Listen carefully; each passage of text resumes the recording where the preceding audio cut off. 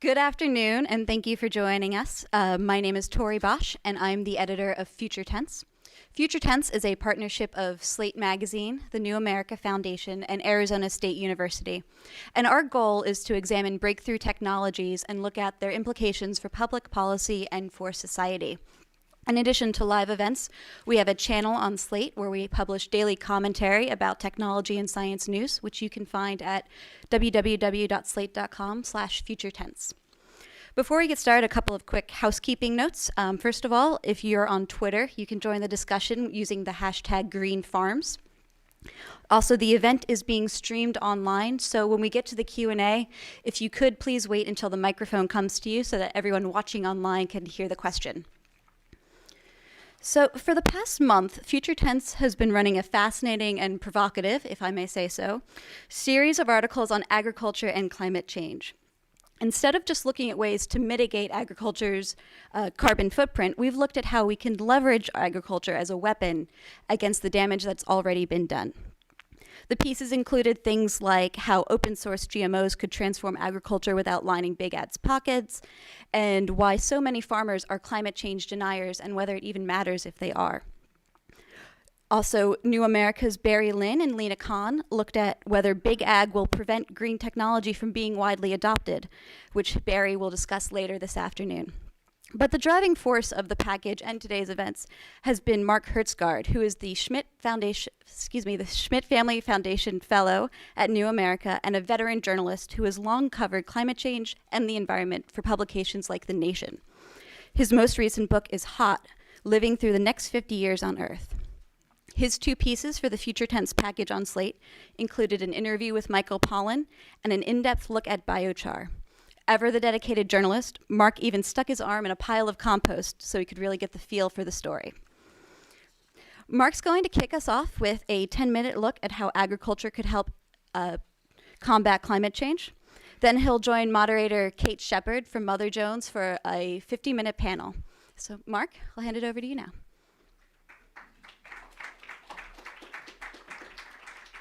Thank you very much. Thank you, Tori. And can everybody hear me now? In the back, can you nod your head? Yeah, you can nod your head. All right. And John, I assume that that you can hear me in the back there. So thank you all for being here, and thank you, Kate, for coming to moderate for us. And thank you, Tori, for doing such a terrific job of herding all the cats and the 5-part series that we've done. If you haven't read it, I urge all of you to take a look on the Future Tense site. I hope it will be provocative and inform your own work in this area. I will start by confessing that our main goal here, at least mine, has been to broaden the gaze of our climate change discussion. I've been covering climate change now for longer than I'd like to remember, for a lot of different magazines and in various books. And one of the things that is striking about the conversation is that it is focused almost entirely on energy, the energy sector, transportation, buildings, etc. And that's very understandable because that is the largest contributor of carbon dioxide and other greenhouse gases that are driving the problem. But it is a mistake to ignore agriculture, and agriculture has been largely sidelined in these discussions. And that's a mistake for at least 2 basic reasons. One is that agriculture, especially if you include forestry as part of agriculture, is a big part of the problem. It's responsible for a lot of emissions. And you can argue about the exact number. The World Watch Institute, in its recent State of the World report, put it at 25 to 30%. You've seen the UN Food and Agricultural Organization give figures ranging from 18 to 40%. There's even a couple of former World Bank economists, Robert Goodland among them, who say that if we really counted it properly, that agriculture could be responsible for as much as 48% of all of the global emissions. In any case, it's a big part of the ongoing emissions. But the other reason, and I say this as the father of an 8-year-old daughter, and an 8-year-old who was the main motivation for me writing my last book, which is a book called Hot, Living Through the Next 50 Years on Earth. And it's about how my daughter's generation can live through the amount of climate change that is now loaded into the system. And so for me, I have a very strong personal stake in finding some way to reverse this problem. And agriculture, I think, offers the most promising means of actually turning back the clock on climate change. And one of the things we've tried to do in this series is to suggest that we need a paradigm shift in our approach to climate policy.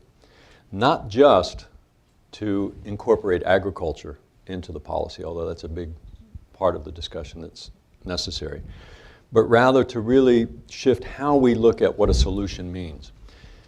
To date, when we talk about solutions to climate change, and you see this in the media coverage, you see it in the kinds of discussions that happen in think tanks like this and lobby groups around town, most of that discussion is not only focused on energy, it's focused on the ongoing emissions. So we talk about, let's shift our electricity supply from coal to solar or wind.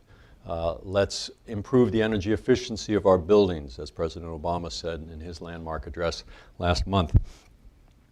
All of these things are vitally important. I don't want to be misunderstood here. We absolutely need to do that. But they are all about the ongoing emissions, the current and future emissions, which are adding about 2 parts per million carbon dioxide to the atmosphere. 2 parts per million every year. Again, that is important. But what is driving the problem now are the 400 parts per million that are already up there in the atmosphere. That's why we have seen what the World Meteorological Organization recently described as, quote, an unprecedented number of extreme weather events in the first decade of this century. Not just Hurricane Sandy, but before that, last summer, which, as you doubtless remember, was the hottest summer on record in the United States. Worst drought in 50 years in the United States.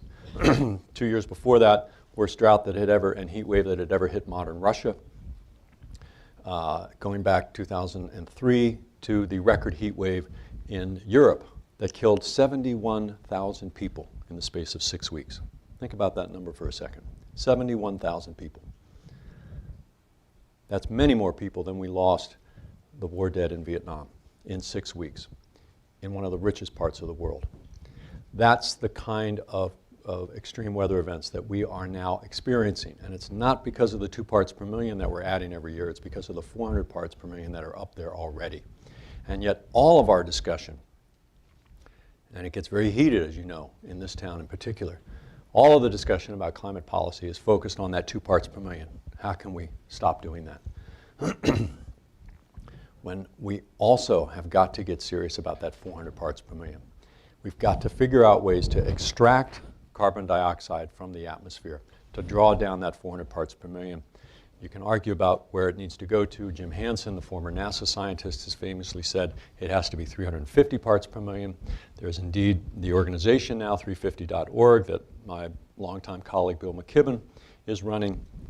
But at the very least, it's clear that 400 parts per million, look at what it's already doing today in 2013.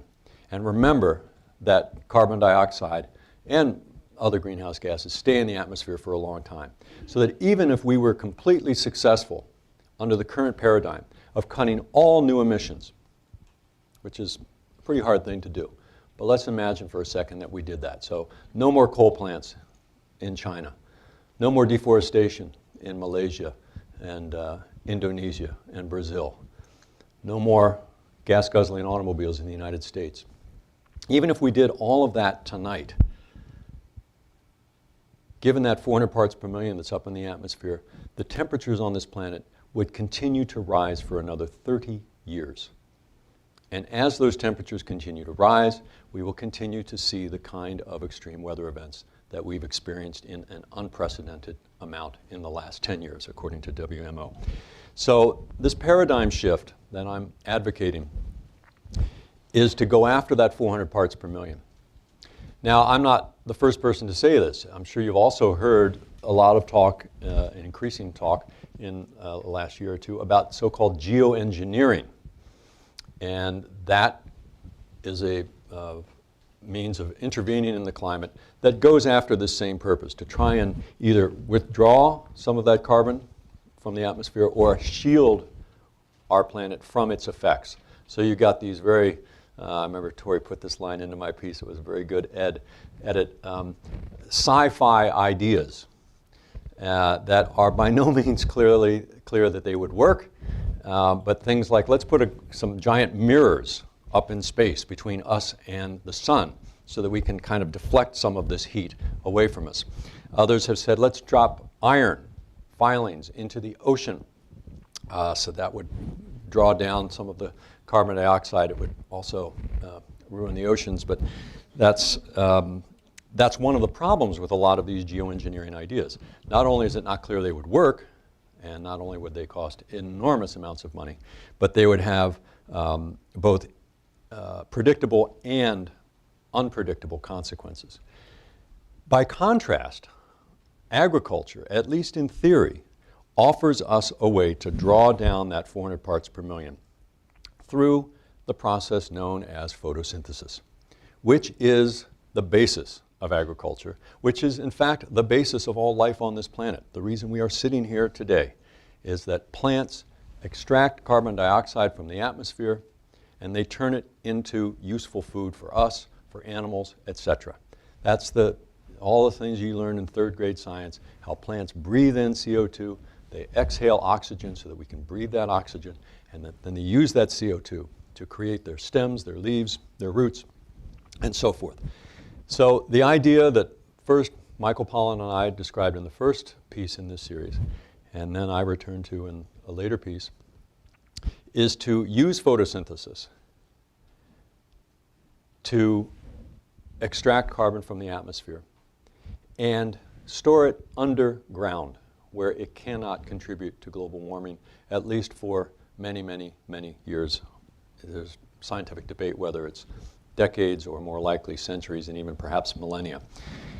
And as Michael described in the first piece, we can do that through changing how we use livestock. And as I described in the later piece, also with how we grow crops. In the case of crops, it's involves something called biochar. Let me just see a show of hands if I could. How many people here know the term biochar? Raise your hand if you could, please. Some. I will predict that if we were having this discussion 2 years from now, almost every room in this hand would go up. Biochar is a phrase you will become familiar with. And it's partly because it offers, again, in theory, a means of turning back the clock on climate change. And I'll be very brief in describing it, and then we can bring everybody else up and discuss it. The essential idea is that, as I said, with photosynthesis, plants capture CO2, they hold it, and then when the plants die, they will release that CO2 back into the atmosphere. Which is why, by the way, how many people here have seen the graph of that's captured from the Mauna Loa out there in Hawaii of the CO2 emissions over time? If you've seen that, you'll notice, especially if you kind of zoom in on it, you'll see that it goes, of course, it goes up like this from 1958 when they started taking the readings to today. It goes up like this on the graph, but it goes up in little sawtooth amounts. Right? Each year, as it goes up and down, up and down, up and down, up and down. And that's because plants, as they grow in the spring and the summer, they are taking CO2 out of the atmosphere. So the amount goes down. Then in the fall and winter, when they fall to the earth and they decay, they release that carbon, and that's where you get the up slant on that sawtooth. So that's sort of the necessary backdrop to understanding this. What biochar would do, and there's many different kinds of biochar, but essentially would be to capture that CO2 and not let it back into the atmosphere, but rather to bury it under the ground. And the way this would happen, let me just say, biochar, and this oversimplified slightly, so I apologize, but for the purposes of this discussion, biochar is essentially a fancy scientific name for charcoal. And it's something that has been used by indigenous peoples for a very long time. We have archaeological evidence in Brazil going back about 2,000 years. And essentially what charcoal does, the way you create charcoal, is usually with wood, but you can do it with other plant material, is to you heat it. You do not burn it, though. You heat it in a low oxygen environment so that it kind of smolders. If you burn it, of course, it would just release everything back up into the atmosphere. But if you burn it, or heat it rather, in a low oxygen environment, you char it, hence the name charcoal. And that charcoal, then, if it is put under the ground, buried into the ground, or inserted into the ground in whatever fashion you want, it is then removed from the atmosphere. It cannot get back into the atmosphere for at least a very long time. And by doing that, you use photosynthesis, capturing all that material, and then you put it back under the ground. And so in theory, you should be able to dial back that 400 parts per million. That's the theory of it, and I want to emphasize that there's still a lot of reporting that needs to be done. Tori, I don't know if I shared with you, but when Michael and I ran that first piece, we got 2 or 3 very huffy responses from academics who said, this is not proven, and no soil scientist in the world would tell you that it's proven. Well, that is a vast overstatement, but it contains a kernel of truth. The biochar in particular, and the livestock side of this, still have to be vetted and proven. And there's 2 or 3 basic questions about that, and I'll stop there. We have to see, does it really work in practice? We know it works in theory, and we know it's worked in the past in the Brazilian example I mentioned. But can it really work under modern conditions? 2, can it be scaled? Can it work in enough places at a large enough volume to really make a dent in that 400 parts per million, which was one of the other complaints that one of the academics raised with us, saying that you'd have to basically, that it's logistically unfeasible for the world to turn that much biomass, trees, plants, etc., into biochar. So is it scalable? And third, what are the social consequences of doing it? Because one way you could do it, which we know would be terribly destructive socially, would be to just plant vast tree plantations, clear cut them, and biochar them. Now, you could certainly extract a lot of carbon that way, but you would also create probably more problems than you were solving. For one thing, you would be driving an awful lot of poor people off of the only land they have. And that's been one of the problems with sort of big picture environmental and development policies for many, many decades now, is that the people who design them don't think about the average peasant on the ground. So can it be done in such a way that it is socially helpful rather than harmful? And related to that, and I hope this is something that Barry will be talking about in the second session, is how does biochar and other means of soil carbon sequestration, how do they fit or contradict the currently dominant model for agriculture, which is an industrial monopolistic model, where we've got a few very large companies who control most of the land, most of the inputs, most of the wealth, and crucially, most of the political decision making. Does biochar reinforce that dominance, or does it subvert it? These are all questions that remain to be answered, and I'm happy to say that I'm actually I'm continuing to do reporting on this. In fact, I'm leaving this afternoon to go see some more fields and research stations, including, surprisingly perhaps, U.S. Department of Agriculture. It turns out that the U.S. Department of Agriculture is about the only major institution, agricultural institution in the world that is seriously looking at biochar. So I would say stay tuned on this. There are many questions still to be answered, but the main message here that I hope you will take away from today is that we need to broaden our gaze to discuss climate change. We have got to make agriculture central to that discussion, not just because it's a big part of the problem, but because it might very well be a crucial part of the solution to actually dialing back the problem. So thank you very much for your attention to this opening part. And then I think, do I introduce the others or do you, Tori Bosch? I believe you do. Kate. All right, maybe Kate will do it then. Kate Shepard, my colleague at Mother Jones Magazine. Do you want to come and join here? And I'll sit over here.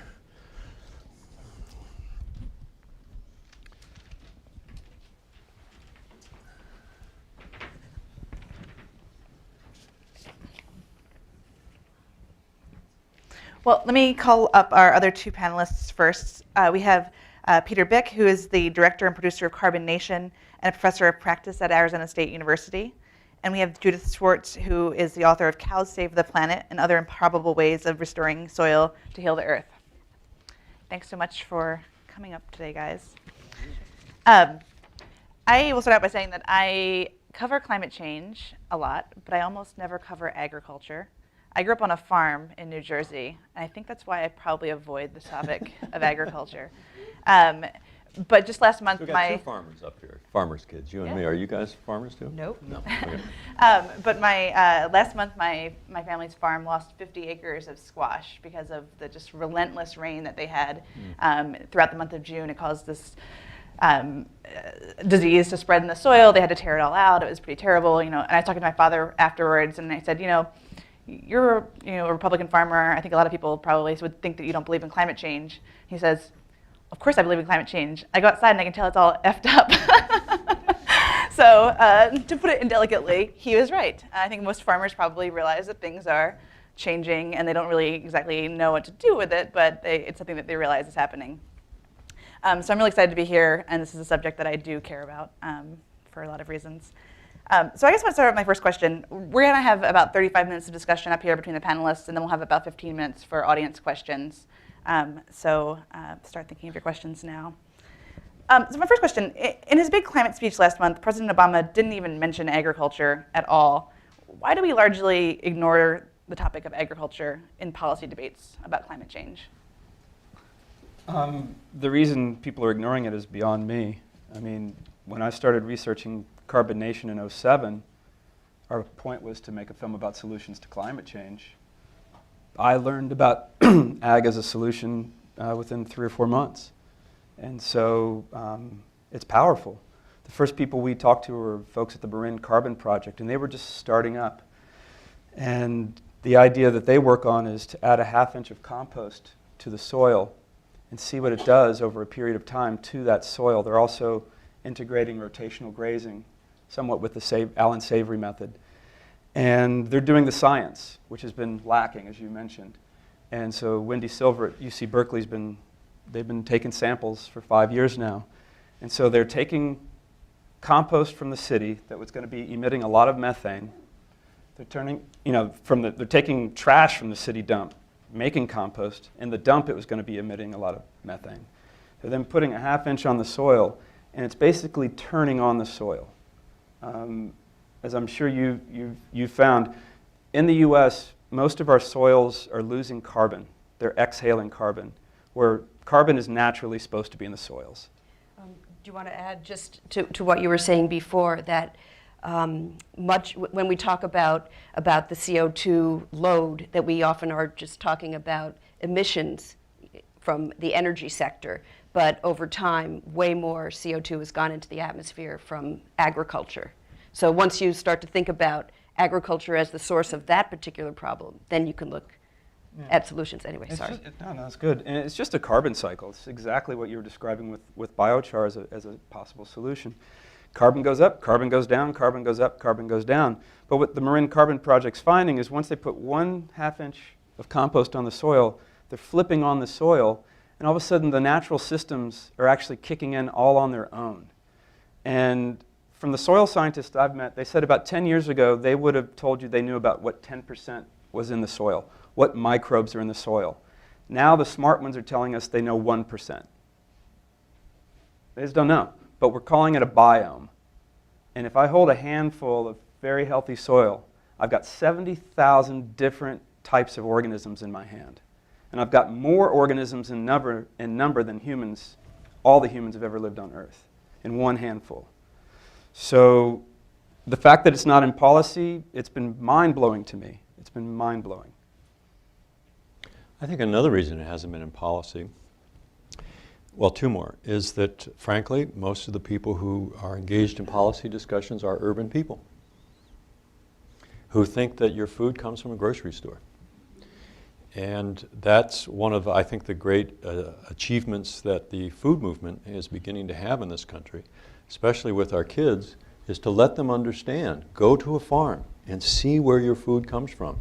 And if you're eating meat, which is your choice, know what that means to eat meat.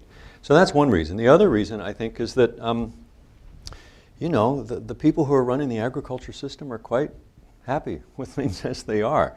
And they don't want this to be messed with. And there's no benefit that I can see to Monsanto or Cargill or any of the big agribusiness players in getting involved in the climate debate. I know some activists are saying that no, some activists have even begun to criticize biochar, by the way, because they think that Monsanto is behind it and the Bill Gates Foundation is behind it, and they are going to just, you know, clear cut the entire planet in the name of making biochar.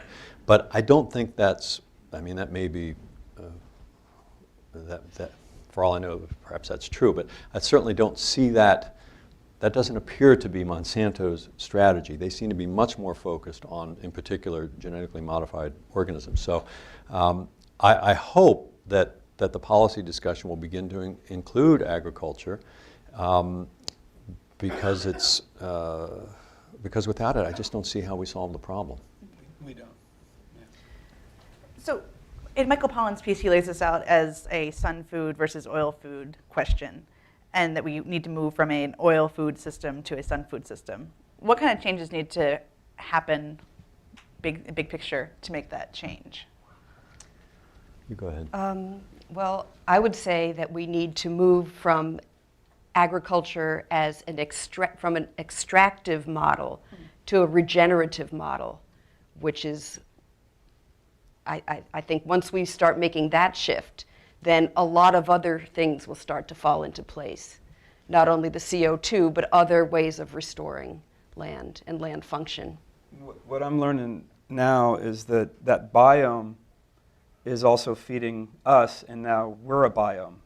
Finding out that humans are 90% of what's in my body and your body is not you. It's a different DNA organism. So if we feed the biomes correctly, and we know this relationship, getting to know it well with cows and the soil, and that biome relationship is very clear.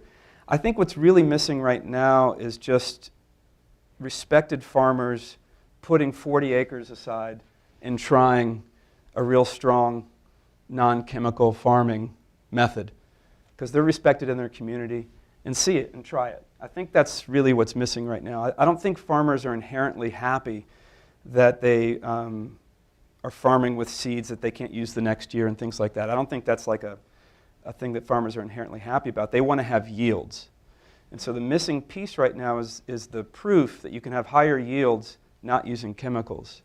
And what I'm getting at now is there's a report, or a presentation that just came out of New Mexico State, where these guys are getting yields much higher than any chemical farming, and they're doing it with how powerful they make their compost and getting the soil carbon up to 17%. A really healthy soil is about 5%, 4% soil carbon.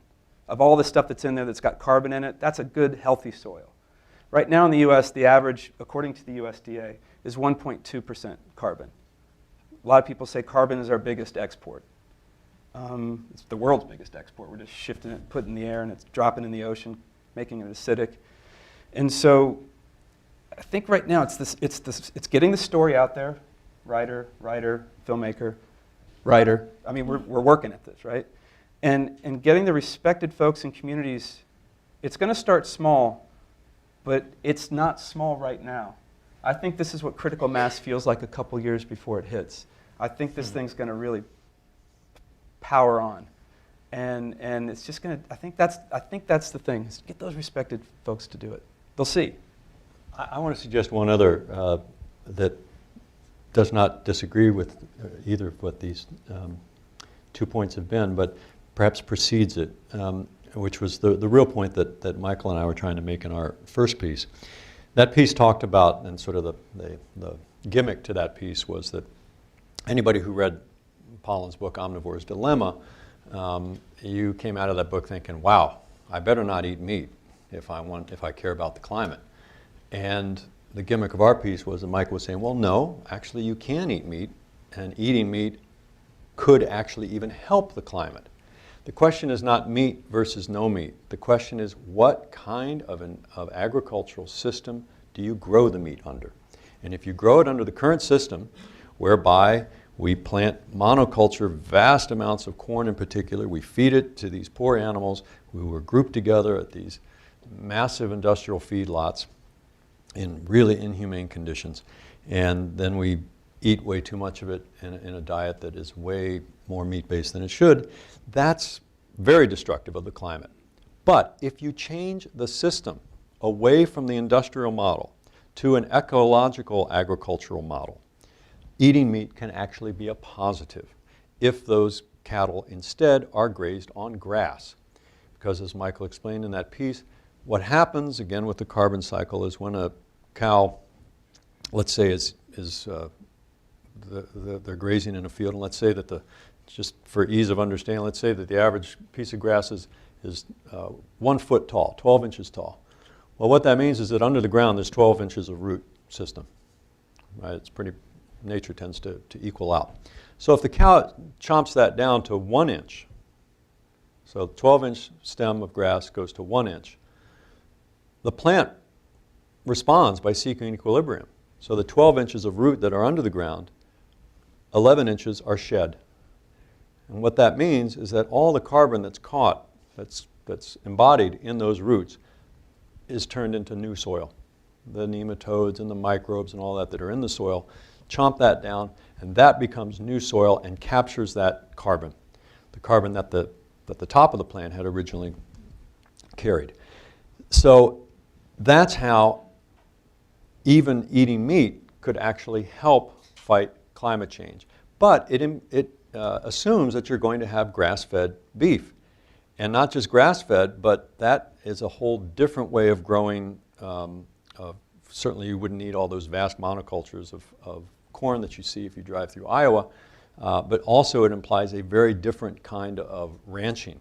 And those of you who know anything about ranching, it would be much more labor intensive, frankly, than the current model where you just put a bunch of cows in a place and you don't really care what happens to them.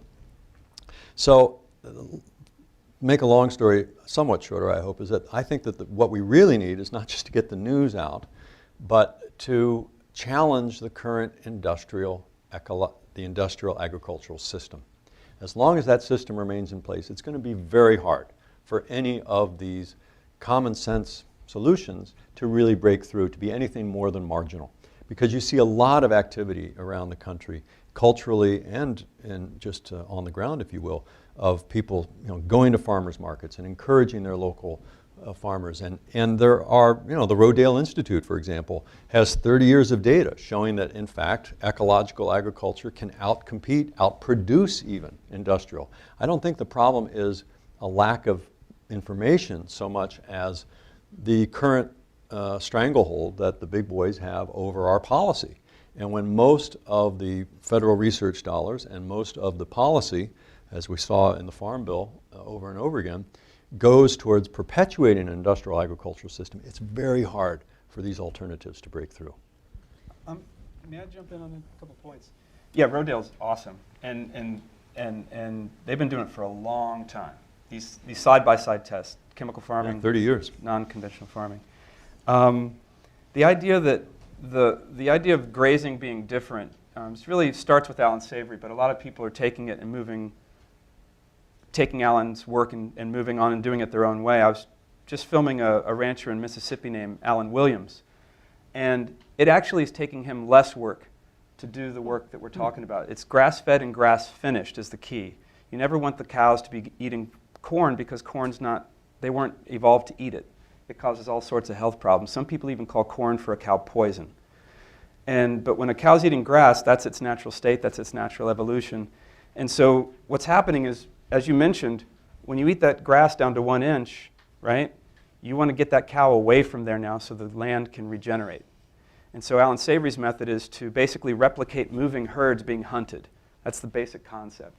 And so they break the farms down into paddocks, and they use this one strand of electric wire on a spool, make a new paddock, get the cows in there. The cows know the food's better over there. It's very easy to get cows to move where there's better food. It's astoundingly easy. And so he's not now going and cutting hay on someone else's land.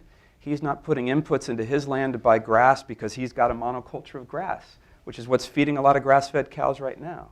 It's not a monoculture, it's more a biodiverse diet of grass. The one we want. Exactly. Right, but the one that's in conventional Right. is a monoculture Right. of grass. They do one grass in the summer and one grass in the winter. So these monocultures don't help anybody. Look at this room. It's a lot of different people. This is how things get done. And so he's actually having less work. He's making more money because he's selling his meat for more money. And so there's a lot of success stories out there. Here's the trick. Here's the biggest trick. And you touched on this. The way science is developed to test things right now is a very linear testing. Let's try this. Okay, let's do a control where that's not happening, and then let's put the two things together, and that's that. But all of these methods that turn on the soil that Pauline's talking about, that you're talking about in your book, they're complex because nature is complex. And so the science of studying the complex issues is brand new. And up until just recently, I couldn't find anyone doing it. But the USDA, exactly your point, this is really exciting. The USDA has a group called the NRCS, Natural Resource Conservation Service. Is that right? Sure. And they're actually going to do a complex test of this rotational grazing in Colorado with the Environmental Defense Fund, with the Nature Conservancy, with a bunch of ranchers. It's going to start in September. They've done all the legwork. They're going to try a complex scientific study. And so that's great. But if you go to these ranches and you go to these farms, you see something wonderful is going on. I mean, you've been out there, right? I've been to the Marine Carbon Project, and I have to, as a journalist, I have to say that in fairness to the other side of the argument, Wendy Silver and the farmer who we visited, John Kirk, they are not yet seeing that the Alan Savory method is working. Correct. And they are, what you hear when you say that back to the Savory people is that, well, they probably didn't follow the protocols right, A, and B, that, look, we're not doing this to prove it to academics, we're doing it because it works.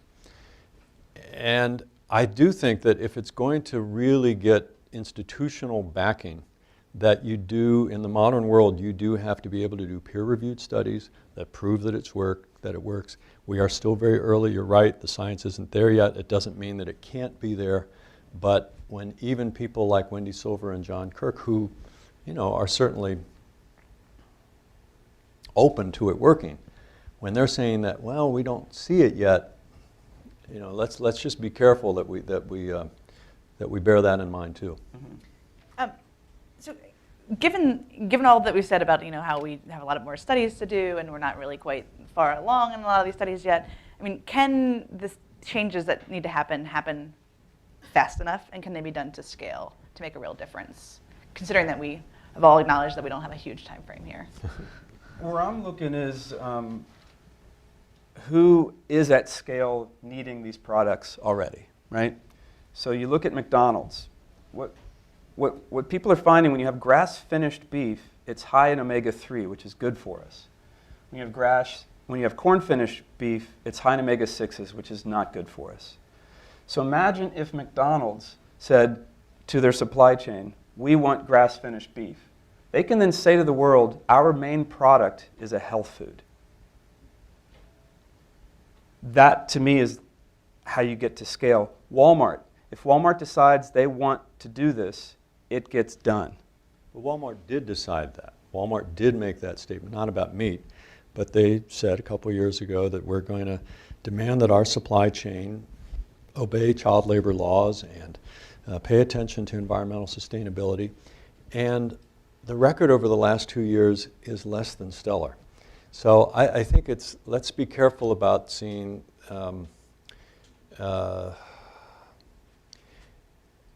putting too much stock in one big corporation changing their rhetoric about this. You know, we have to look at this systemically, and this is something Barry Lynn will be talking about later. But as long as you've got a system where you know, Walmart's basic business model is to cut labor costs so that, and all the other associated social costs of environmental protection and so forth, so that they can keep that price to the average American consumer as low as possible. There's only so much that the twiddling around the edges can change that, I would think. But I'll make sure Judith gets in here as well. Yeah. Oh, okay. Well, I mean, one way to make things happen really fast, but I'm not convinced that this is possible right now, is to begin to internalize some of the costs that are now externalized. And by that I mean, in the cost of a product, just the damage that it's causing, et cetera. And flipping that around to subsidize rather, even the word subsidize makes me very nervous, but somehow have people encouraged to use regenerative practices, because when you're building soil carbon, not only are you sequestering that carbon, but you're also creating a scenario where the land can hold water, which has a huge, huge impact in terms of dealing with resilience to drought, in terms of dealing with flooding, because if the land isn't dry, then the water can go in, because basically flooding often happens when you have drops of water, or flooding begins when you have drops of water hitting dry earth. So when you're building the system, and people are rewarded and encouraged to build a system, then it will shift. One other thing that could happen too, and we've just seen this recently with Obama's recent speech on climate change, if the United States, building on the efforts of the Department of Agriculture, now began to go into third world countries and change how we subsidize and help assist with their agricultural policies, you could have an enormous difference on this. In his speech, the president said that he was going to encourage an end to public financing to overseas coal plants. And you may have noticed that shortly thereafter, in the last couple of weeks, both the World Bank and the U.S. Export-Import Bank have followed suit and said we're not going to do that anymore. That is potentially a huge breakthrough, because without that public financing, most of the coal plants that are now poisoning the people and fouling the skies in China and India would never have been built. So that's a big deal. And if we were to do a correspondingly big shift in our agriculture policy overseas to encourage things, not just biochar, but just the general ecological approach to agriculture that frankly a lot of those farmers already know and are inclined to do, and things like evergreen agriculture and planting or growing trees in the midst of that. There's a lot, we have the tools, and we've got 10 or 12 case studies around the world. We know what works. All it needs is to just scale that up, and that would take us a long way towards solving the problem. Can I just add one thing to what Judith was saying? Yeah, then we're going to have questions after that. Sure. Yeah. So talking about externalized costs, of course, the big externalized thing is carbon. So putting a price on carbon, a simple carbon tax, not even getting complicated with a cap and trade system. And I think a lot of people in Washington would think that's impossible. Certainly every economist that I interviewed for the film thinks it's the most logical way. But what I'm seeing right now is I'm seeing an incredible growth in people who understand the benefit of a carbon tax. My libertarian friends, my libertarian cousin, they hate externalities, hate them. And they think a carbon tax would make perfect sense, and actually they want that. So I can see strange bedfellows coming together to propose such a thing. And a lot of people are talking about doing a income tax neutral carbon tax, where the money just goes straight to people, but it incentivizes getting carbon out of the system. You put a price on carbon for these farmers, they're business people. That would kick it the fastest. Let's go to questions from the audience. Make sure that you have the young lady in the back has the microphone, that she brings you the microphone before you start speaking. We'll go up here to the young lady in the corner in polka dots first, up here behind the divider. Hi, my name is Alexis Baden-Mayer. I'm with the Organic Consumers Association. I'm reading Judith's book, and one of the most interesting new concepts that I wasn't aware of was how mycorrhizal fungi helps draw carbon into the soil. Can you explain that for everyone? I thought that was fascinating. Oh, wow. Okay, so, well, you mentioned carbon tax and carbon trading. What happens is in the soil, carbon trading is going on all the time. That carbon is the currency in the ground. So basically, through photosynthesis, the plant makes compounds, draws the carbon compounds down into the soil, and then there are other creatures, the zillions that you mentioned, that want that carbon as food. So via these networks of mycorrhizal fungi, they make exchanges. So mycorrhizal fungi are really, in addition to being difficult to say, they're also really incredible because they expand a plant's reach for what they need, let's say water or minerals, and that brings them up into the plant. But yeah, and one component of them is a substance called glomalin. It's a glycoprotein, and this was only discovered in the late 90s. I mean, it's kind of extraordinary. And they think, scientists are finding that that's a key component of carbon storage. And of course, anytime you're doing conventional agriculture, you're tilling and you're severing those relationships, which means the plants have a harder time getting what they need and the carbon is not stored as easily, et cetera. Any more questions? Okay, and right in front of her there in the green shirt. Hi, Shefali Sharma, Institute for Agriculture and Trade Policy. We were quite involved in the discussions on the international level on agriculture and looking at incentives. And it's interesting that you're mentioning both tax and carbon trading because an example is the World Bank project where they decided to spend $1 million on a carbon methodology in Kenya. And we actually looked at it in great detail and realized that the bulk of the money actually went to the carbon methodology developers. And the organization on the ground, which had been there for 25 years, had to put all this upfront financing. So carbon trading as a model to do this, we wholeheartedly support the idea that there's potential for changing these practices and even, mitigation. But the science also on the feedback loops around rising temperatures and rain, moisture. So from an environmental perspective, in terms of, looking at numbers and emissions, I'm not sure it's a great way to look at this. But from a transformative, regenerative point of view, as you're talking about, it's a great way to look at, transforming the agriculture system. And like you said, getting Walmart to do that isn't necessarily going to change that, but trying to create a systemic change does. So I'm wondering what your experience is, and we're watching the California market, and looking at offsets. And the notion that you can take this kind of scheme and then say, well, then coal-fired power plants can use that, as credits, doesn't necessarily help us with what is there already, the 400, what we're talking about, the 350 parts per million. So just wanted to get your thoughts on all this. All right, can I clarify your point, please, before you sit down? Are you saying that when you say that it's the benefits, that the research indicates that the benefits are clear in terms of regenerative agriculture, that I follow. But you then say that it's not clear that these practices would actually lead to a drawdown of carbon. And is that, am I understanding you correctly? And second, is that because of your skepticism about the carbon trading mechanism for achieving that, or is it skepticism on the science front and the amount of biomass that would have to be turned around? That's great for asking that.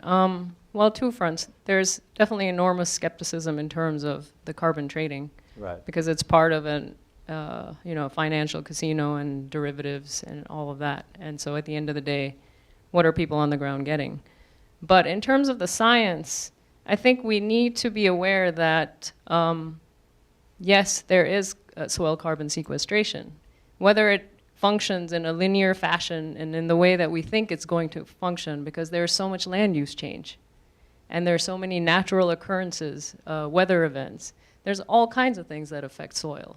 And the ability for the soil to be able to retain that carbon, which is what a carbon trading methodology takes for granted, right? It takes for granted 20-year time, this much carbon over 20 years. And so the idea is, yes, it will sequester. Yes, we need to do this. It's the right thing to do. The question is, how do we start to frame it in a way where it's not just this equals this and therefore this much money and this much credit, so that oil companies and coal companies and everybody else can take credits off of that? Well, I just ask one last thing. So if the mechanism of achieving this were not to be carbon trading, but rather a carbon price that through a tax or what have you, would that allay some of your concerns, or would the scientific concerns still be there?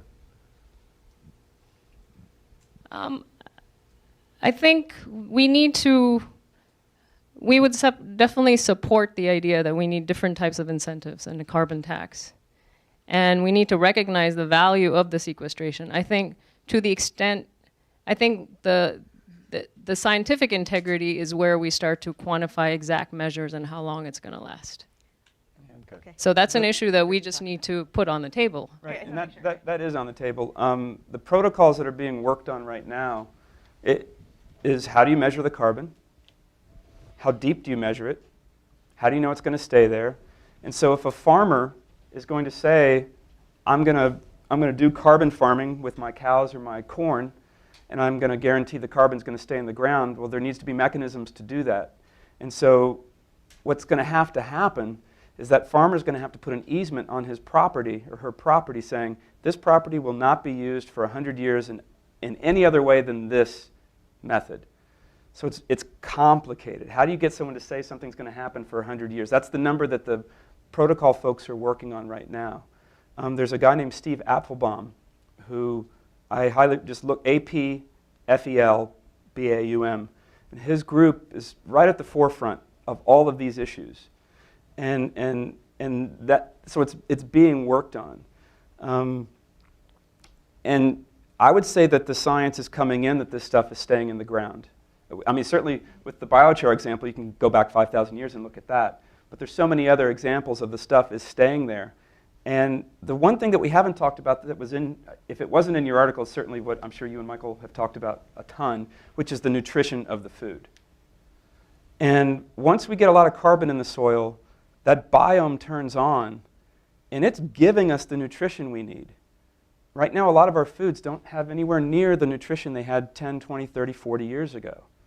And so the carbon in the soil is a remarkable thing. I've been tasking my partners, what's the downside?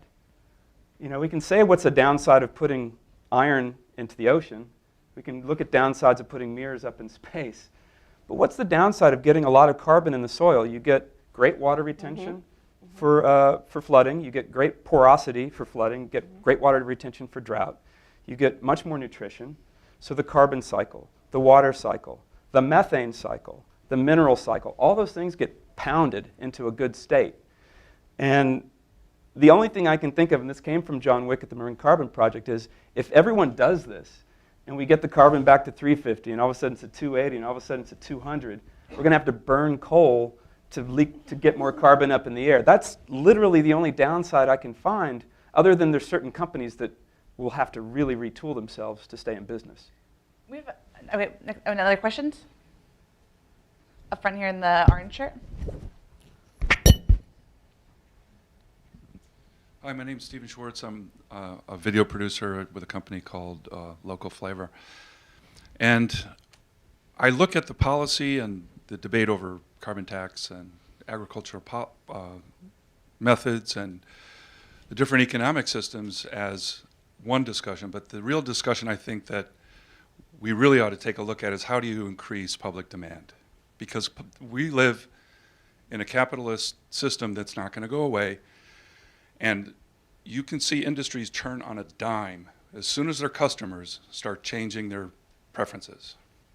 So, in my opinion, one strong question is, how do you get people to favor the kinds of food that translates into the kinds of soil and the kinds of mineralization and carbon sequestration?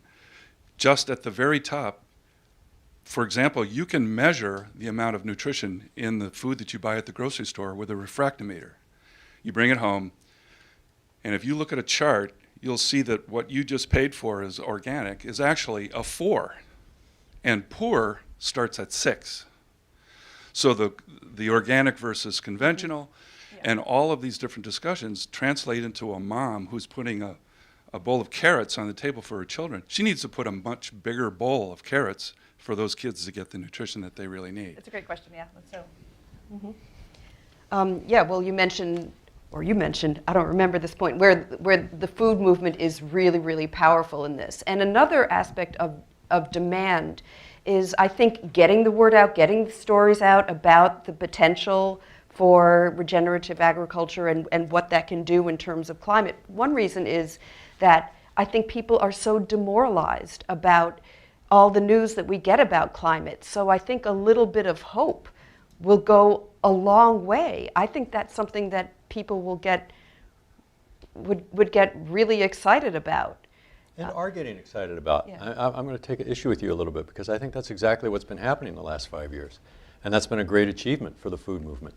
But, and even in my grocery store back home, there's now an organic section, right? Because they're smart enough to see that there's people who want it. But it is still, let's be honest, it's something that the people in this room can afford because it does still cost extra to buy organic. And it's something that most of America still cannot or thinks it cannot afford. And why is that? Because we are still, as a society, subsidizing artificially cheap food that is bad for your health through the agribusiness model. So yes, it's important to try and change demand, but we have to remember that the big boys are creating the desires in your heads all the time with all of the advertising that is constantly on television, radio, media, billboards. Now they're putting them, I just saw in Japan the other day, they're starting to put ads on young girls' thighs. Where's it going to stop? So, it's not enough to just say, well, let's change the demand. We've got to get political as well. So we were talking about this before. If you want to, what do you do tomorrow?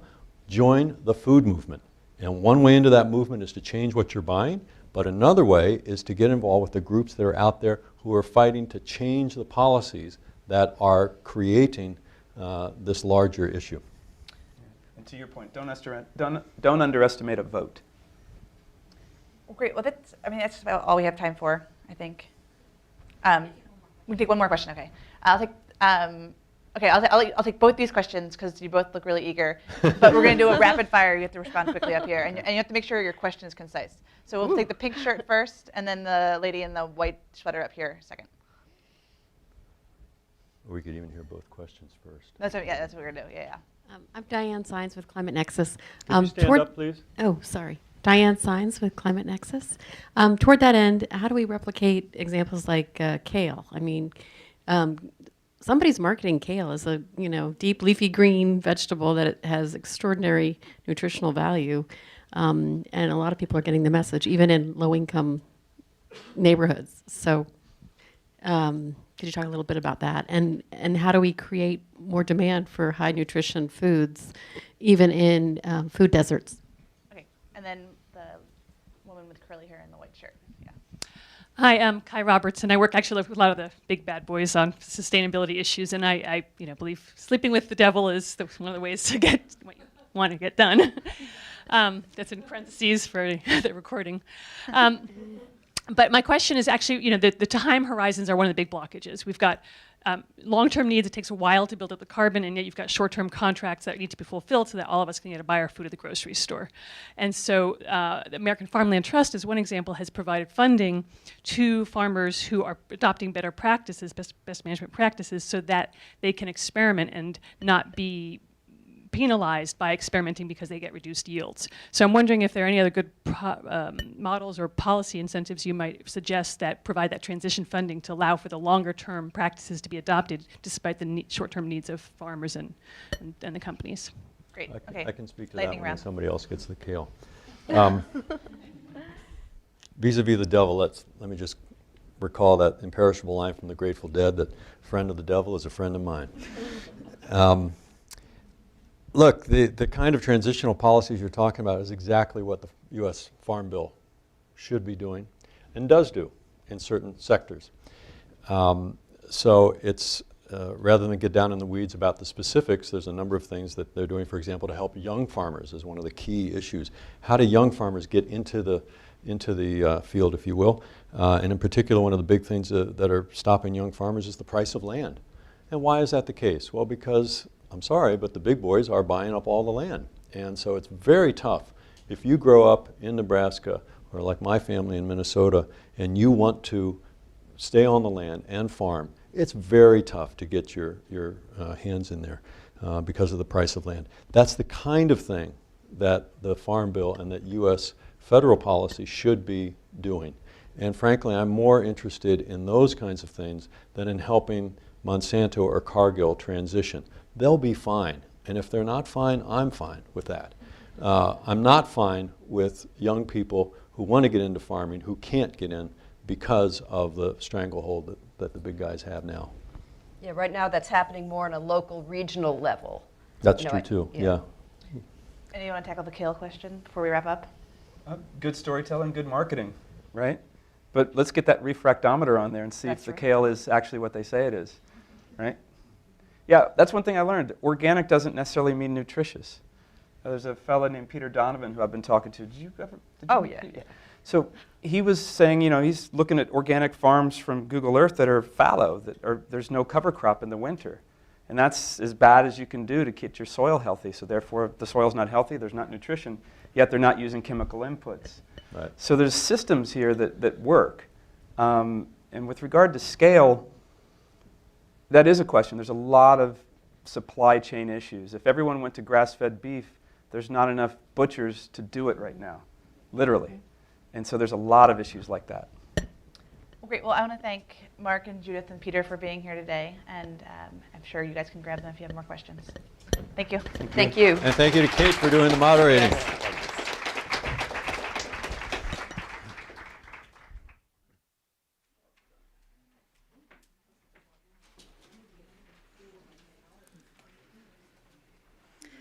Thank you so much, Kate, Mark, Judy, and Peter. That was a great conversation. And now I'd like to call to the stage Matt Iglesias and Barry C. Lynn. Barry is the director of the Markets, Enterprise, and Resiliency Project here at the New America Foundation, and he's the co-author with Lena Kahn of New America on a recent piece about how big ag could or might not adapt to climate change. Matt is a Twitter superstar and the business and economics correspondent at Slate and the author of the book The Rent is Too Damn High. Thank you. Are we on? Yeah, I don't know. Hopefully. Well, really glad to be here. Glad you all could come. And I guess we are here to talk about your new piece. It's looking at, obviously, as people have been saying, agriculture plays a key role in climate change policy, but it's both a driver of events that happen in the atmosphere and that impact the environment, and also one of the economic sectors that's most directly impacted by climate changes. And firms participating in the agricultural sector are going to have to adapt or suffer the consequences. And the question is about how does the structure of the industry sort of create the opportunities for that to happen effectively or not, right? Yeah, I mean, what we wanted to do in the piece that Lena and I did was really sort of shine a light on the ability of our society to generate the ideas and test the different techniques that we're going to need to grow food in the future, 10 years, 20 years, 30 years out. And this is a time, as we know, of pretty rapid climate change, and maybe some of these ways of sequestering will turn out to work, or maybe not. And if that's the case, we have to adapt our systems. And now we've done, actually, as human beings, we've done a really good job of adapting our systems over the last few centuries, of expanding them, of mastering new ways to grow a lot more food. But we have to be able to keep doing that. And what we're saying in this piece is that we have a really, really big problem. And the problem is that we've seen massive concentration of power over most of our technological systems. You talked about Monsanto, but this is true throughout the political economy in the United States, but it's a really big issue. If there's concentrated power over the production of mattresses, which there is, that's something we can live with. That's higher prices. But when it comes to your food, this is something that could really affect the supplies of grains, produce that we have tomorrow. So we've had for 100 years or so now antitrust law on the books in the United States, enforced with different levels of vigor at different times. But we also increasingly have intellectual property law and patent law, where the idea is actually to deliberately promote the creation of monopolies in certain kinds of sectors. I mean, that's what a patent is, essentially. And this, you write some about the role this is playing in the farm sector, maybe. Yeah, patents are built. The patent system goes back to the Constitution. And the monopoly itself is not bad. It's really a matter of what do you monopolize, how long do you monopolize it for, to what end are you monopolizing it. And the idea is that we're going to give people short-term monopolies over ideas so that they can raise capital, bring this to market, get some reward for sort of bringing forward a better idea of some sort. That's a good thing.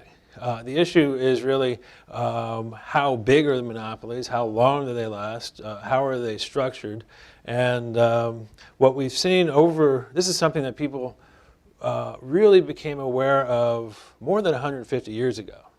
At the time, there was big patent fights in the 19th century. Thomas Edison improved, before he got into electricity, he was a major inventor of telegraph machinery, and he got into these big fights between Jay Gould and other people trying to control the telegraph industry in this country.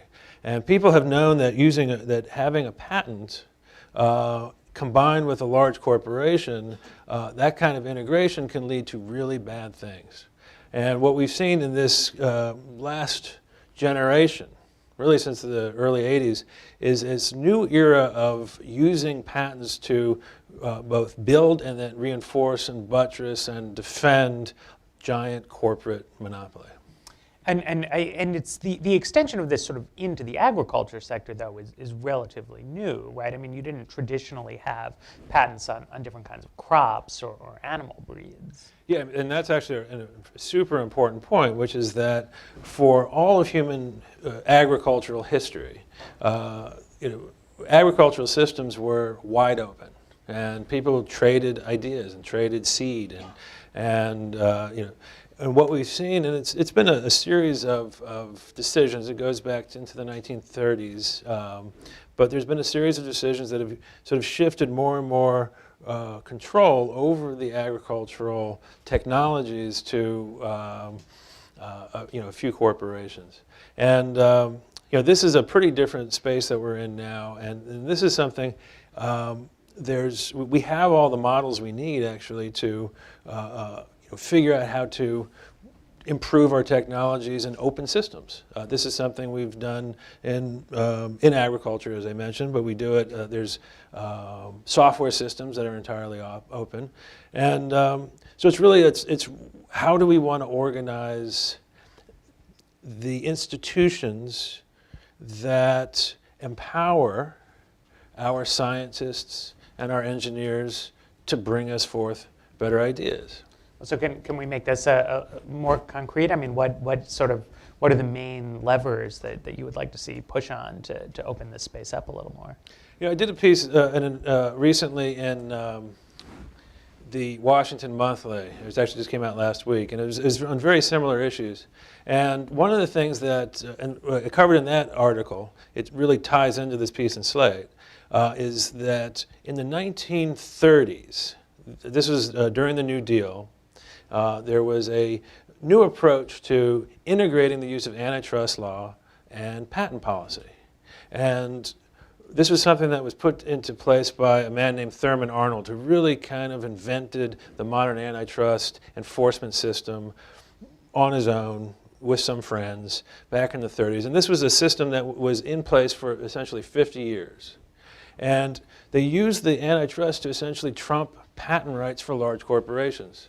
You could remain large, we're not going to break you up, but you know what? All those ideas that are inside your corporation, you got to share them out.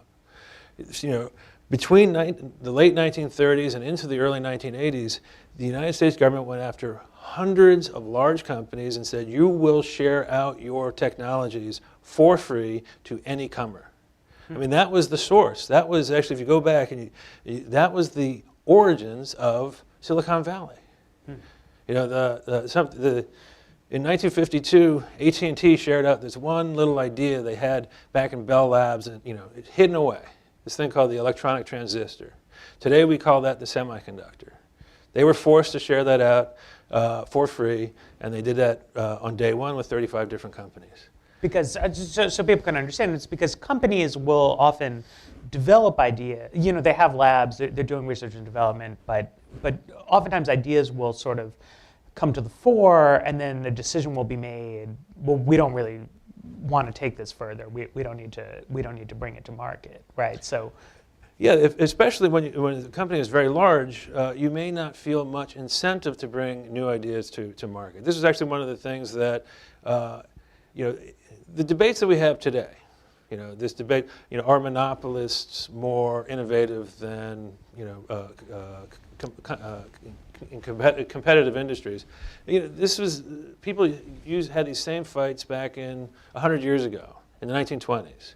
And one of the things that happened in the middle of the 1930s is the government actually went in to a bunch of the large corporations, you know, companies that made glass, companies that made electronics, and they forced them to show what was inside their vaults, their patent vaults. And they found this treasure trove of ideas that were not being used. And so that was the actual revelation that led people to say, hey, we got to shake this stuff out. Because in non-competitive industries, you do not have often an incentive to bring forth a better idea. Actually, your incentive is to keep using yesterday's technology as long as you can. do we have any questions in the audience? Maybe a chance to open things up a little? Yeah.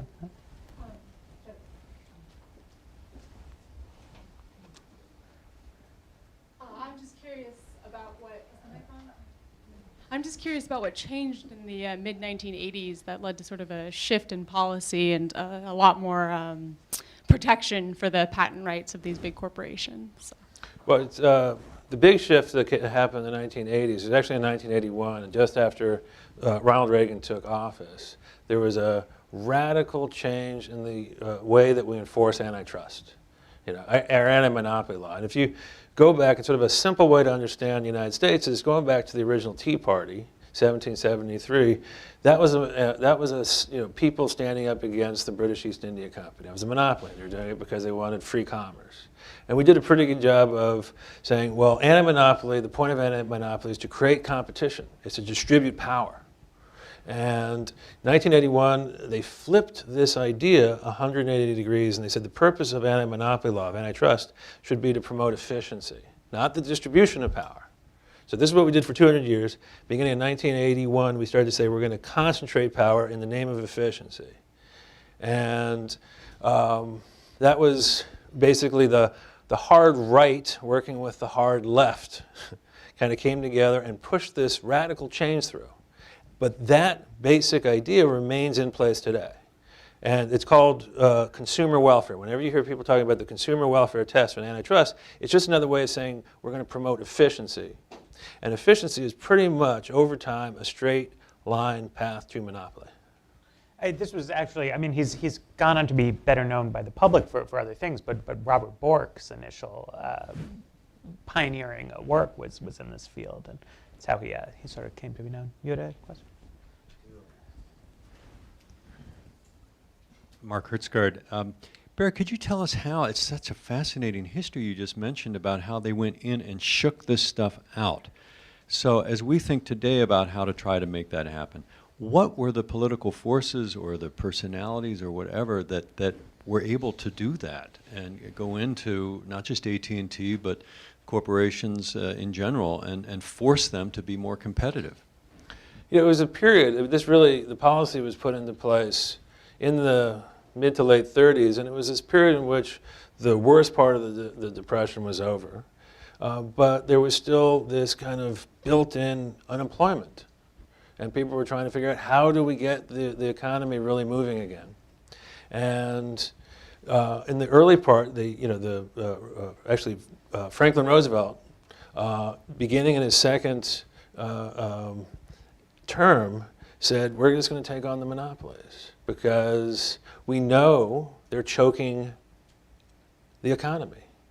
And that was at the point at which, working with Congress, they went in and they said, let's study the issue first. Let's go in and look and see what's inside of these vaults. Let's see how these companies have created their power.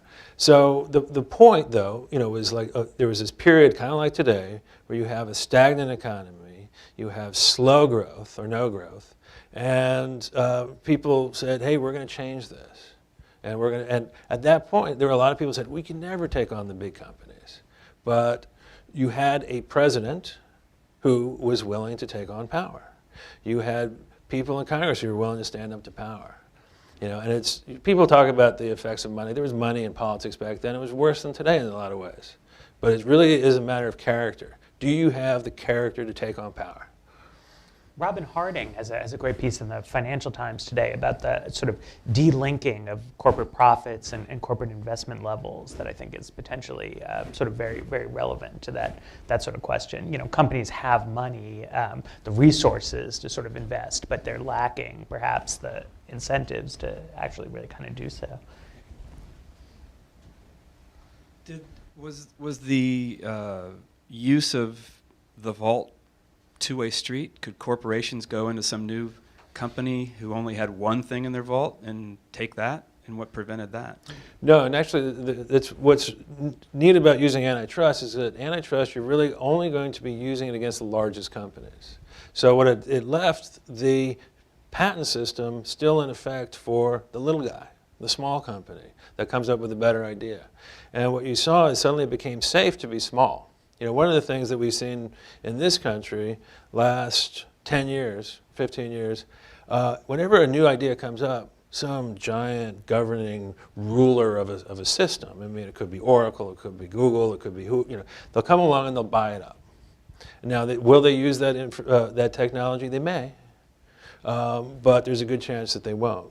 For most of the 20th century, one of the reasons that we had such a fantastic, vibrant venture capital system in this country is because the big guys were really restricted in their ability to buy the little guys, and then the little guys could kind of grow up. They can go out and get capital. They can prove their idea. They can keep proving it, at stage after stage after stage. So it was a system that worked really remarkably well. I've been signaled that we are out of time, so thank you. And thanks everyone. We won't monopolize.